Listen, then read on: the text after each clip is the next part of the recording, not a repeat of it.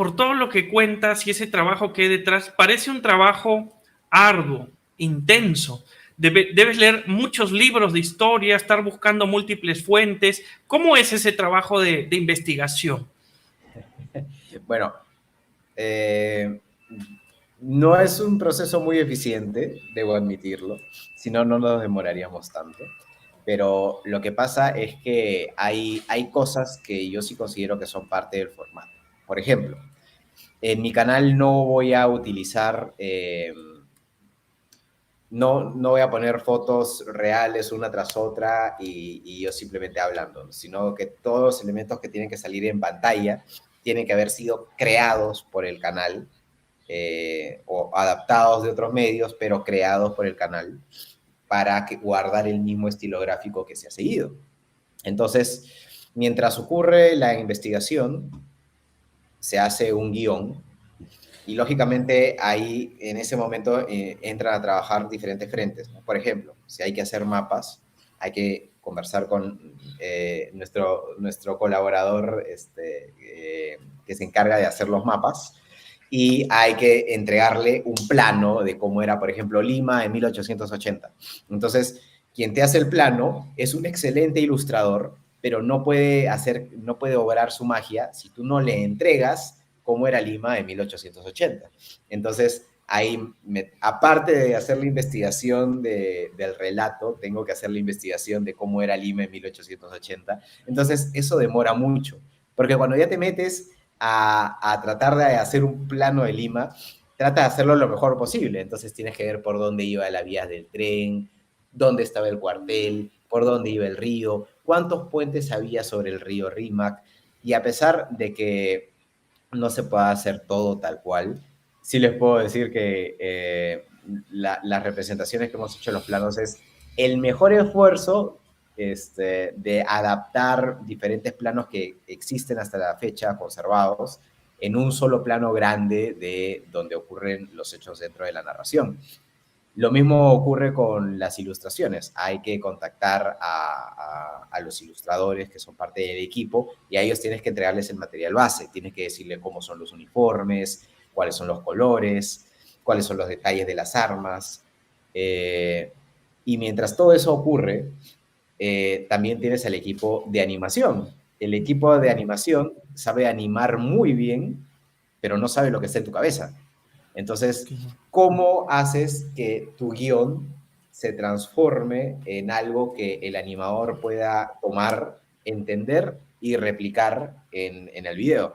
Entonces, lo que hay que hacer es no solo un guión, sino un storyboard, donde cuadro por cuadro le vas diciendo al animador qué es lo que tiene que ocurrir en cada momento. Si una tropa tiene que ir por acá, tiene que ir por allá, qué tiene que decir determinado personaje en tal momento. Entonces, es un proceso largo, como te digo, probablemente no sea el más eficiente porque nadie me ha enseñado a producir videos, o sea, lo poco que sé lo he aprendido de manera empírica y seguramente tengo muchísimo que afinar, pulir, pero dentro de todo es la forma como he ido cuajando el formato del canal, que ojalá alguna vez se vuelva un poquito más eficiente, o sea, siempre intento de incorporar mejoras con cada nueva entrega, pero siempre lo que me termina jugando a favor es el tiempo, porque las múltiples responsabilidades diarias a veces hacen pues de que solo le puedas dar un cierto número de horas muy limitadas a la semana, ¿no? Entonces eso hace que el proceso al final se termine extendiendo por varios meses para sacar un video. Pero sí, o sea, es un proceso súper, súper complicado que aún estoy tratando o que siempre estoy tratando de ver cómo optimizar. Ya con lo que te había escuchado hasta ahora ya me parecía bastante complicado, pero con lo que me acabas de decir ahora me suena 10 veces más complicado todavía. 100 veces más complicado. Por ejemplo, mencionaste que todo lo crean ustedes. Yo he visto que en los videos hay, por ejemplo, dibujos de unas armas, ¿no? Los rifles que usaban cada facción, ¿no? Las navecitas. ¿Eso ustedes lo han creado también? Claro, y todo tiene que tener, vamos, no vas a hacer un modelo a escala de todas las cosas, pero los mapas estratégicos, los mapas tácticos, los soldados, los protagonistas, todo es hecho ad hoc para cada uno de nuestros videos. No utilizamos nada tal cual como lo encontramos en internet o como lo encontramos en los libros. Todo lo transformamos a nuestro formato, pero lógicamente en esa labor transformativa hay esfuerzos de ilustradores, de mapas, de personajes, de diseñadores gráficos, y eso toma su tiempo, porque cada uno es especialista en su chamba, en su quehacer, y claro, si tú le dices a una persona que sabe dibujar, dibújame un barco, bueno, te va a hacer su representación del barco, ¿no? Y te le va a hacer un barco increíble, pero te va a hacer, pues, un portaaviones, ¿no? Pero tienes que decirle, mira, dibújame un barco que siga este modelo, que tenga 12 cañones en la primera línea y aparte de una torreta que gire. Entonces, tienes que darles elementos de entrada para que la otra persona obre su arte según tu visión de cómo era el barco que quieres dibujar. Entonces, lo mismo ocurre con mapas, con personajes, con soldados, con algunos elementos que se mueven en la pantalla. Todo tiene que todo tiene que ser tutoriado para que finalmente el resultado que obtengas sea el que está en los videos, ¿no? Que es lo más ajustado posible a como creemos que fue, ¿no? Sí, y se ve una gran atención al detalle, porque mencionas, por ejemplo, los soldaditos.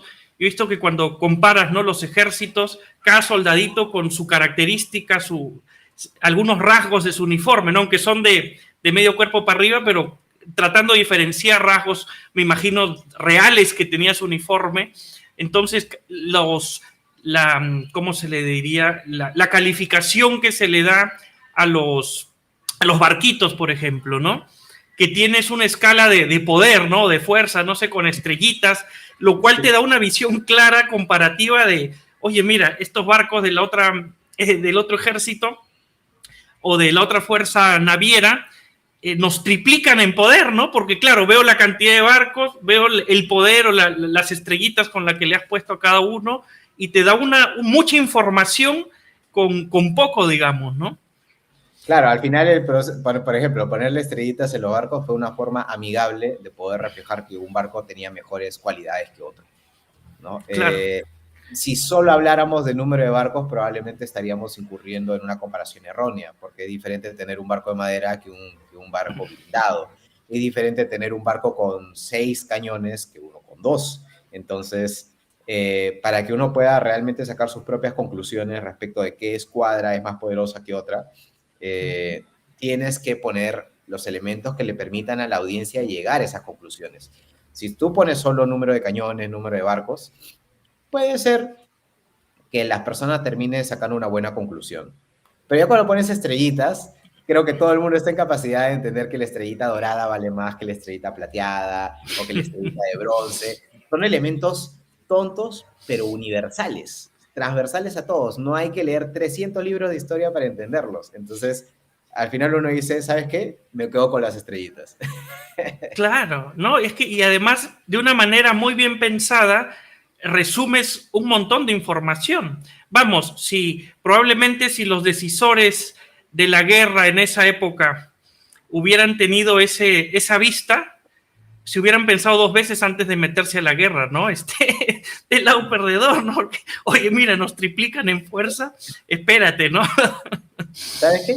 Yo creo realmente que tenían esa información, pero creo que subestimaron las capacidades de un país y sobreestimaron las suyas propias. Claro, aunque no tuvieron mucha alternativa. Yo creo que, al menos de lo que he entendido de tu video, nos declararon la guerra. O sea, ya no mucho podíamos hacer si ya teníamos a alguien que nos había declarado la guerra, ¿no? Para que en todo caso quienes nos escuchen seguramente lo entienden, pero estamos hablando en este caso puntualmente de la guerra del Pacífico y cómo es que Chile declara la guerra al Perú. Pero, por ejemplo, cuando uno lee a Basadre, Fernando, Basadre menciona que en la capital todo el mundo quería la guerra. O sea, todo el mundo estaba buscando activamente la guerra, probablemente con la única excepción de algunos políticos partidarios de Mariano Ignacio Prado, que ellos sí sabían la gravedad de las cosas. Pero Basadre es muy enfático en decir que la oposición, los militares, los comerciantes, la población en general eran todos ávidos de la guerra porque pensaban que éramos ampliamente superiores del enemigo, en este caso Chile, y que la guerra iba a traer, bueno, lógicamente como ocurre, una dinamización de la economía para muchos comerciantes. Entonces se veía la guerra como una oportunidad de aumentar las glorias propias. Claro. Así que cuando Por, viene el anuncio de la guerra, los únicos que estaban preocupados realmente era Mariano Ignacio Prado y su gente, porque la gran mayoría estaba contento de que se hubiera desenvuelto las cosas de esa forma.